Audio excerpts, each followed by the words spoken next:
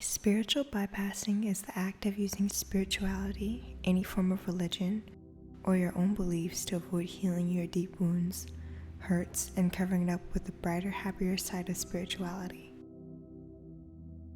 The person that uses their spiritual ideology to avoid really looking at a problem that is within themselves is using spiritual bypassing.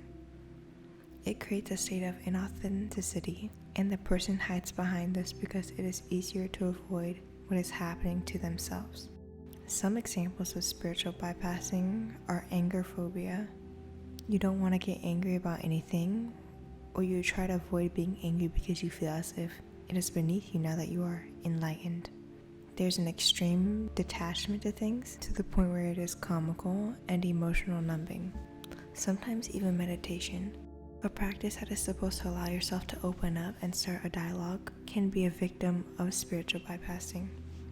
Instead of allowing yourself to get to your deep pain spheres, emotional scars, instead meditation is used to avoid these problems while still perpetuating to oneself that you are spiritually enlightened. The biggest problem that comes out of spiritual bypassing is that the positivity that is talked about in spiritual communities is forced and not authentic. The idea that you can be happy and positive all the time is an illusion. It is necessary to have rough times to grow spiritually and authentically. Of course, there's nothing wrong with wanting to be positive and happy, but to feel stressed out because you are not is worse. We turn away from our pain, our sorrows, our happiness, our problems. We are avoiding ourselves. Spirituality, in all its greatness, can actually hinder you from becoming enlightened. We all know that our realities are a reflection of who we are. Our problems become more substantial when we ignore them. As a community, we need to start getting our hands dirty and truly work on ourselves. The problems in our lives, if not looked at and actively worked on, become more and more obvious to us as we continue our lives. Spiritual bypassing is a false enlightened state, and people use their positivity in a way to avoid all of their feelings and discomforts. This phenomena is not just an annoying trait of the global popularization of spirituality, but it is dangerous too.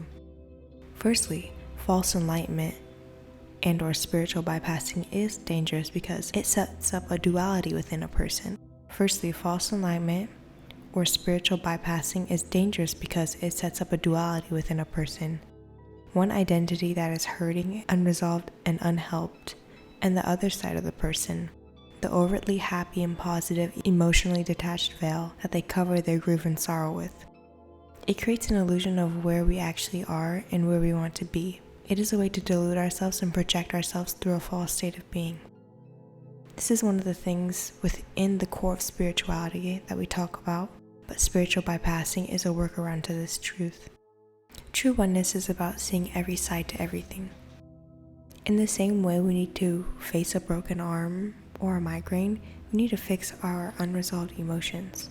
These can be just as damaging to our being as a broken arm left untouched.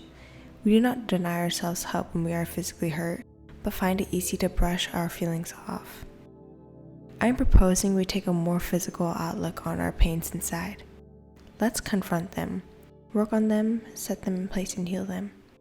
There's a denial of the lower self, and this creates an imbalance in the polarities. There's more value to being enlightened than being embodied. And this is a dangerous thought because it splits everything within ourselves into two. The lower self is denied the spotlight in your conscious mind because you think of it as lower. Spirituality, in its many forms, is something that we all turn to. We turn to it for help with our problems because they keep surmounting to a point where they cannot go unnoticed any longer.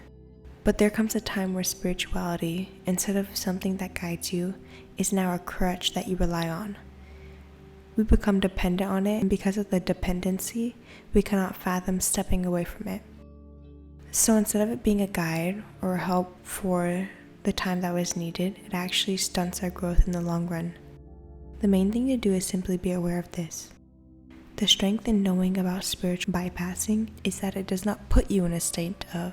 The strength in knowing about spiritual bypassing is that it does not put you in a state of ignorance is bliss. Spirituality is not a justification to dismiss our physical realities and emotions. As a community, we need to get past the idea that life is clean, and if we just think positively enough, that we will continue to be happy and get everything we want. Not only are we a spiritual being having a physical experience, but we are a physical being having a spiritual experience. It is in the unity of these two things that we have this amazing conscious concoction of life. Take the spiritual principles that you hear about, or the ones you learn, and form them to yourself, not form yourself to them. In order to not spiritually bypass, we have to be courageous. We have to openly confront ourselves. We cannot say we love everyone and care for everything on the planet and deny ourselves love and happiness from one's own being, and deny ourselves love and happiness. The key to stop spiritual bypassing is to be authentic to yourself always. Stay truthful to your mind, body, and soul. Start by being brave enough to admit how you feel, to what you want and what you don't want, what you like and what you do not like. In the same way we can disregard and hide what makes us sad, we also do it with what makes us happy.